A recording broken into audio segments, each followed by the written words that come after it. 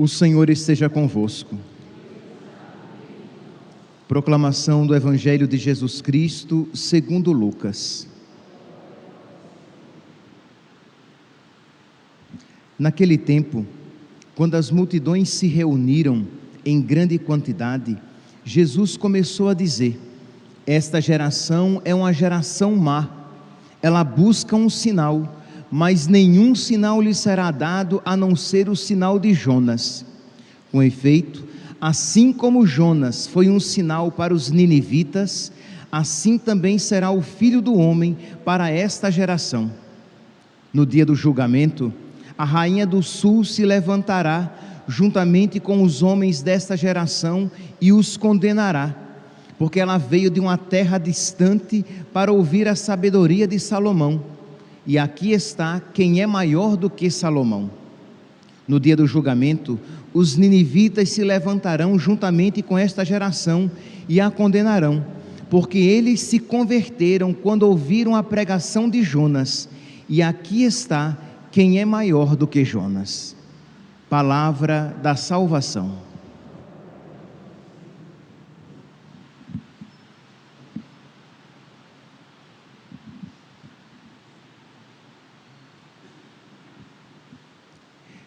Caríssimos irmãos e irmãs, a liturgia da palavra de hoje nos dá a ocasião de nós refletirmos sobre o dom do arrependimento, a graça do arrependimento.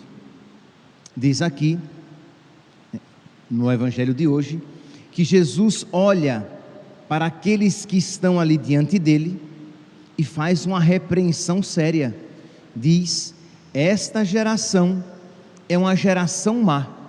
Eles buscam um sinal, isto é, eles querem ver milagres, eles querem ver portentos, mas eles não querem se converter de fato. Jesus já havia realizado alguns milagres, mas mesmo assim, eles continuam resistentes. Então Jesus, vendo o coração deles, e vendo a pouca disposição em mudar de vida, diz: essa geração só quer ver sinais, não quer se converter de fato.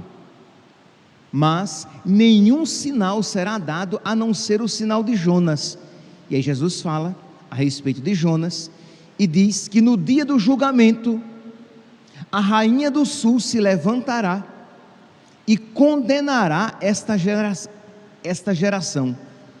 E aí nós nos perguntamos: mas a quem é que Jesus está se referindo quando diz que os ninivitas e a rainha do sul condenarão esta geração que não quer se converter, que quer ver apenas sinais? Ora, aqui nós precisamos então voltar para o contexto dessas duas imagens. Os ninivitas, vocês podem pegar lá no livro do profeta Jonas, são 4 capítulos apenas, você lê numa sentada, rapidinho. Diz que os ninivitas eram muito pecadores, e Deus então envia o profeta Jonas para que chame aquele povo à penitência, e o profeta Jonas não queria, que o profeta Jonas queria que Nínive fosse destruída. Olha que profeta bom, que pregador cheio de misericórdia. Ele queria que todos eles queimassem no fogo, queima. E Deus envia. Jonas não queria, Jonas fugiu. Resumindo a história, a leitura de hoje já é o segundo chamado de Deus. Deus diz aqui: a palavra do Senhor foi dirigida a Jonas pela segunda vez: levanta-te e põe-te a caminho da grande cidade de Nínive. E Jonas foi, mas com um bico desse tamanho, com raiva, porque não queria ir. E disse que a cidade era bem grande, que para atravessá-la eram necessários 3 dias, ele vai pelo caminho de um dia, e prega de qualquer jeito: olha, a cidade vai ser destruída, quem não se converter, vai queimar, vai morrer. E diz que a cidade, ouvindo aquela palavra dita com tanta má vontade, a cidade reconhece-se pecadora, e desde o rei aos menores, todos eles fazem penitência. A palavra diz até que o rei, num excesso de generosidade, diz que até os animais deveriam fazer penitência, deveriam se cobrir de saco e deitar em cinza. E diz que a cidade se converte e faz penitência, e Deus não destrói a cidade. Eu não vou falar sobre isso porque não é o tema, mas só para que vocês saibam, Jonas ficou mordido de raiva, porque ele não queria que a cidade se convertesse. Ele vai depois dizer: olha, Senhor, pode me matar então, porque essa minha vida não vale a pena ser vivida, porque ele queria ver a cidade queimar. Mas deixa quieto, o tema hoje não é esse. Então aqui o foco é Nínive. Diante daquela pregação, repito, feita de má vontade, Nínive se reconhece pecadora, bate no peito, faz penitência, se arrepende e vive. A rainha do sul, diz a palavra de Deus, que uma rainha, ela ouve falar de um rei, Salomão, que era muito sábio, e diz então que esta rainha foi humilde o suficiente, porque ela poderia dizer: eu sou uma rainha também, mas ela foi humilde e sai do seu reinado, da sua região, e vai até o encontro de Salomão, porque ela quer ouvir a sabedoria daquele homem, e se deixa tocar pela sabedoria, que no fundo era a sabedoria de Deus. Então a sua humildade fez com que ela se reconhecesse aquilo que diz a palavra de Deus, lá no livro do Apocalipse: eu sou pobre, cego e nu.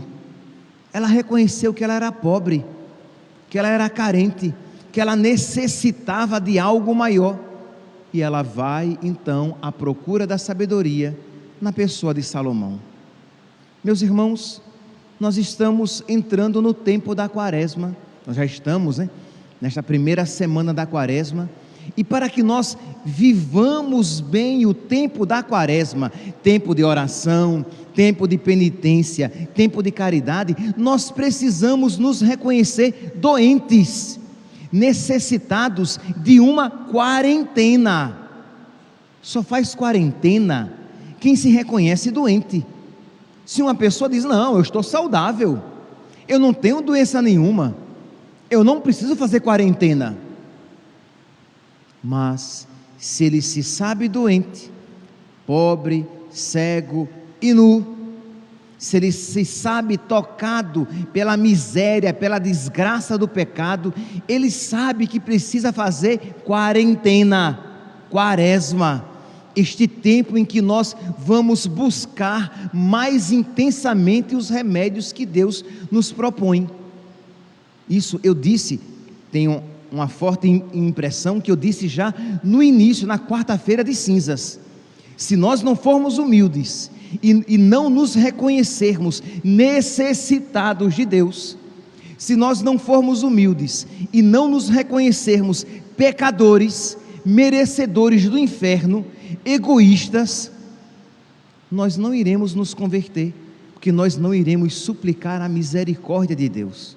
Então é importante que durante este tempo da quaresma, nós nos humilhemos na presença de Deus, nós reconheçamos o nosso nada diante de Deus, nós reconheçamos que nós não merecemos as graças de Deus e só a esperamos porque confiamos na sua misericórdia, porque sabemos que Ele não nos trata segundo os nossos merecimentos, mas segundo a sua bondade, que é infinita, que nós sabemos que não obstante nós peçamos mal, que as nossas orações não são feitas de uma maneira adequada, mas que Deus é tão bondoso, que mesmo que nós supliquemos mal, Ele nos concede, porque é um pai que quando vê um filho balbuciando alguma palavra, fica tão feliz de ver o filho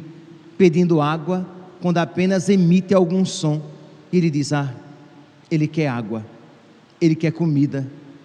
Então Deus é misericordioso. Então, não obstante a nossa oração mal feita, que devemos tentar fazer da melhor maneira possível, mas sempre mal feita, o Senhor, Ele está disposto a sempre nos conceder as graças. Então, seria muito importante, seria providencial, se nós durante este tempo da quaresma, se nós nos aproximássemos com mais frequência dos chamados salmos penitenciais. Na Sagrada Escritura, nós temos os chamados 7 salmos penitenciais, em que o salmista, ele reconhece a sua miséria, ele reconhece o seu pecado, ele reconhece a bondade de Deus, ele reconhece que ele é culpado pelos seus próprios pecados, mas que ele, confiante na misericórdia de Deus, suplica a misericórdia de nosso Senhor. Então, que nós então nesses dias da quaresma, que nós exerçamos mais frequentemente a nossa humilhação diante de Deus, porque é remédio para nós. Se nós nos humilharmos diante de Deus, e se nos humilharmos cada vez com mais verdade, cada vez o nosso coração expressando, correspondendo com aquilo que a nossa boca fala, isto é, quando eu disser: tende piedade, ó meu Deus, misericórdia, na imensidão do vosso amor purificai-me, lavai-me todo inteiro do pecado e apagai completamente a minha culpa. Quando isso eu rezar, mas rezar de coração, eu estarei de verdade suplicando a misericórdia de Deus. Que o grande problema, e nós refletíamos isso ontem, falando das orações mecânicas e distraídas, é que nós suplicamos a misericórdia de Deus, mas sem um coração contrito. Nós pedimos perdão a Deus tantas vezes na Santa Missa, mas de uma maneira mecânica, distraída. Nós pedimos perdão a Deus no ato penitencial, e teve gente que nem se deu conta que rezou o Confiteor, confessa a Deus Todo-Poderoso e a vós, irmãos, mas foi no automático, né? Foi ali na moção, não na moção do Espírito, mas na moção da comunidade. Todo mundo estava rezando, eu nem coloquei a minha alma naquelas preces, eu nem coloquei o meu coração naquelas preces. Não foi um verdadeiro pedido de perdão. Então nós precisamos nos reconhecer pecadores, precisamos reconhecer que o nosso pecado é uma desgraça, precisamos reconhecer que Deus é o nosso bem maior, é o bem por excelência, e quanto mais isso for verdadeiro em nós, mais tenderemos para Deus. Então, os salmos penitenciais, para que vocês depois, eu sei que vocês estão aflitos, querendo que eu diga quais são os salmos penitenciais, que vocês querem rezar todos eles o quanto antes, eu sei, é claro, é óbvio. Então vamos lá, são o Salmo 6, o Salmo 31 ou 32, de acordo com a tradução bíblica, Salmo 6, 31 ou 32, 37 ou 38, 50 ou 51, 101 ou 102, 129 ou 130 e 142 ou 143. Não copiou? Não gravou? Você depois escuta a homilia e você copia, não tem problema. Muito bem, estes são os salmos, e eu gostaria então de ler um trechinho de alguns deles, para que eles já despertem em nós esse desejo de reconhecer-se pecador. Meus santos, eu estou batendo nesta tecla, porque infelizmente não é óbvio que os cristãos católicos, que vocês que estão aqui nesta igreja, sentados aqui nos bancos desta igreja, que vocês de verdade se reconheçam pecadores, que vocês de verdade se reconheçam não merecedores das graças de Deus, que vocês de verdade reconheçam que vocês merecem, que nós merecemos o inferno, que vocês de verdade reconheçam aqueles que vão entrar na fila da comunhão, não obstante estejam em estado de graça, e devem estar, mesmo assim não merecedores de receber o corpo, sangue, alma e divindade de nosso Senhor. A certeza de fé interior de que nós não merecemos estar presentes na Santa Missa. Nós vamos assim para a Santa Missa como se fosse a coisa mais banal, mais corriqueira. Nós vamos participar do santo sacrifício da missa. Nós vamos participar, nós estamos participando, do sacrifício redentor de nosso Senhor. E nós vamos como vamos para o shopping. E olhe lá que às vezes vamos com mais disposições para o shopping do que para a missa, porque eu estou acostumado. Mas se eu soubesse, se eu tivesse consciência da minha miserabilidade e da grandeza de Deus, eu iria para a Santa Missa com toda a reverência, porque eu sei que eu não mereço que o santo sacrifício, que o milagre eucarístico aconteça diante dos meus olhos, de que o pão e o vinho se transubstanciem diante dos meus olhos, se tornem corpo, sangue, alma e divindade. Eu não mereço participar da Santa Missa. Então isso precisa despertar nos nossos corações, porque a ação de graças, a gratidão para com Deus brotará também. Pois bem, então o Salmo 31 ou 32, de acordo com a tradução, salmo muito bonito, que aconselho que você depois reze em casa. Ele diz assim: feliz o homem que foi perdoado e cuja falta já foi encoberta. Feliz o homem a quem o Senhor não olha mais como sendo culpado e em cuja alma não há falsidade. Uma alma que não usa máscaras diante de Deus. Enquanto eu silenciei meu pecado, dentro de mim definhavam meus ossos e eu gemia por dias inteiros, porque sentia pesar sobre mim vossa mão, ó Senhor, noite e dia. Mas eu confessei afinal meu pecado e minha falta vos fiz conhecer. Eu disse: eu irei confessar meu pecado, e perdoaste, Senhor, minha falta. É verdade que este salmo é adequadíssimo para quem vai se preparar, por exemplo, para a confissão sacramental, mas não apenas. Este salmo é adequado também para você na sua oração pessoal, quando você, antes mesmo de você iniciar sua oração, você reconhece o seu nada diante de Deus e diz: Senhor, eu não mereço ser ouvido por vós, eu não mereço, Senhor, o vosso amor, porque eu sou um pecador miserável, porque eu sou preguiçoso, porque eu sou preguiçosa, porque eu guardo no meu coração, Senhor, rancor, porque eu às vezes, Senhor, permito nos meus pensamentos, na minha mente, pensamentos que vos desagradam, porque no meu peito bate um coração tão diferente do teu coração. Misericórdia, Senhor, eu sou um pecador miserável, mas eu reconheço diante de vós a minha miséria. Então nós precisamos, como diz a palavra de Deus, humilhai-vos na presença de Deus e Ele vos exaltará. Então precisamos, porque às vezes vamos para a oração como se fôssemos cheios de virtude e resplandecentes em santidade, porque não nos reconhecemos miseráveis diante de Deus. O Salmo 50 que nós ouvimos hoje, como Salmo responsorial: tende piedade, ó meu Deus, misericórdia, na imensidão do vosso amor purificai-me, lavai-me todo inteiro do pecado e apagai completamente a minha culpa.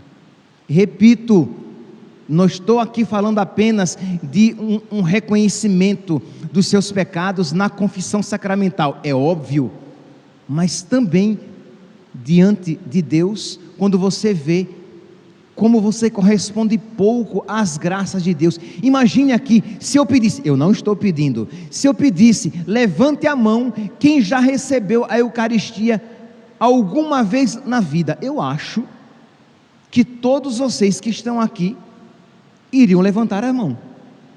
Quem já recebeu a Eucaristia uma vez na vida, pois bem, uma Eucaristia já seria suficiente para que nós fôssemos santos, santos de verdade, grandes santos. Mas se eu pedir aqui, levante a mão, quem sabe que não ama a Deus como Deus deve ser amado, quem sabe que tem sido ingrato e infiel a Deus, eu tenho certeza que muitos levantariam a mão. Então todos nós precisamos rezar estes salmos penitenciais, pedindo a Deus que coloque no nosso coração os mesmos sentimentos de Cristo, porque eles nos capacitarão a um verdadeiro arrependimento. Que o Senhor coloque no nosso coração o Espírito Santo, o Espírito, como diz São João, que nos convence do pecado.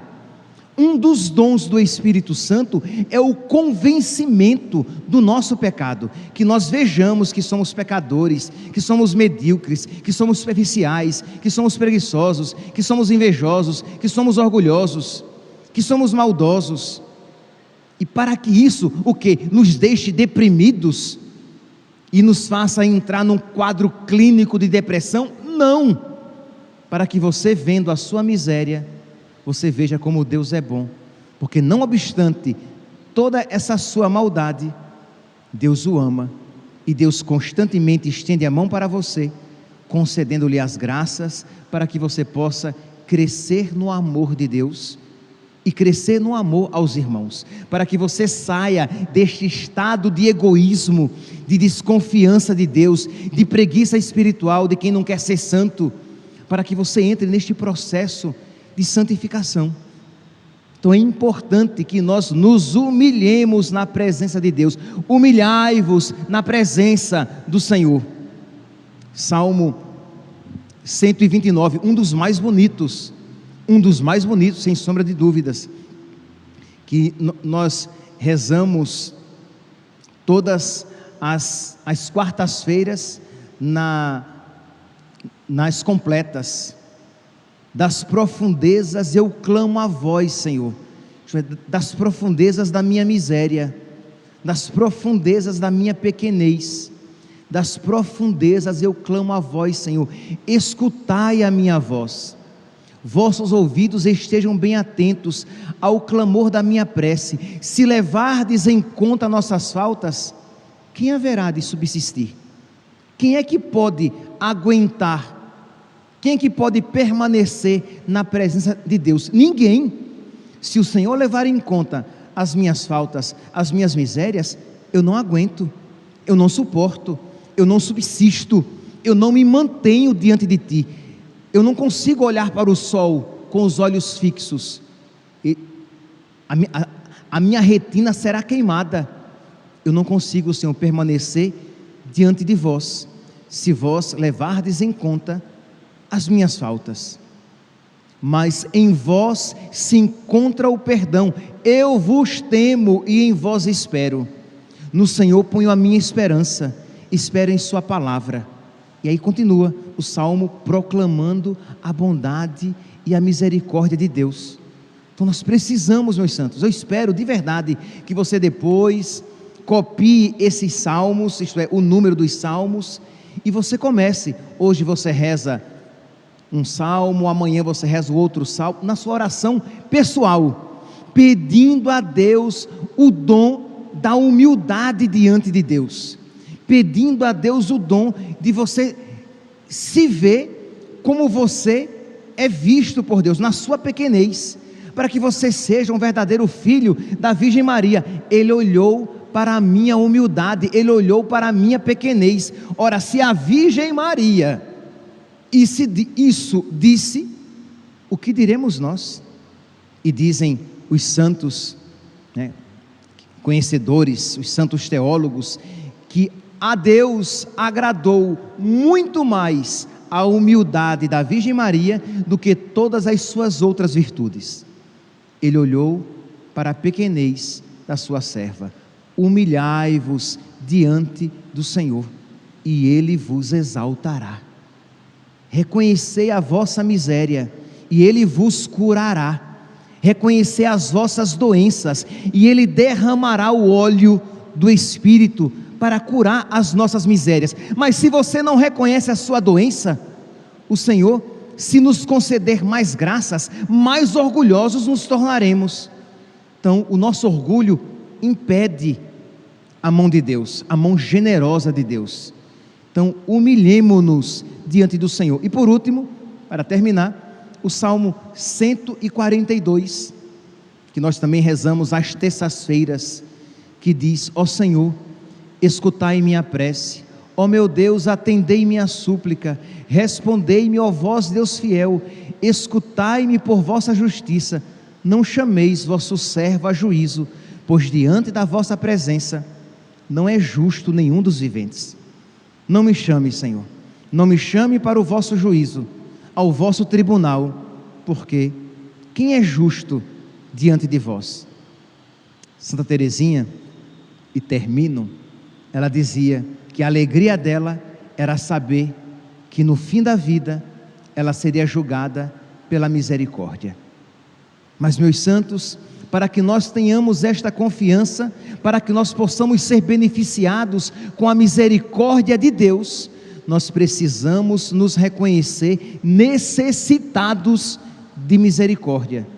Isso nos abrirá à graça da misericórdia de Deus e nos abrirá a conceder misericórdia aos nossos irmãos. Que Deus nos conceda a graça da humildade, para que nós aprendamos a cada dia nos humilhar na presença do Senhor. Louvado seja nosso Senhor Jesus Cristo, para sempre seja louvado.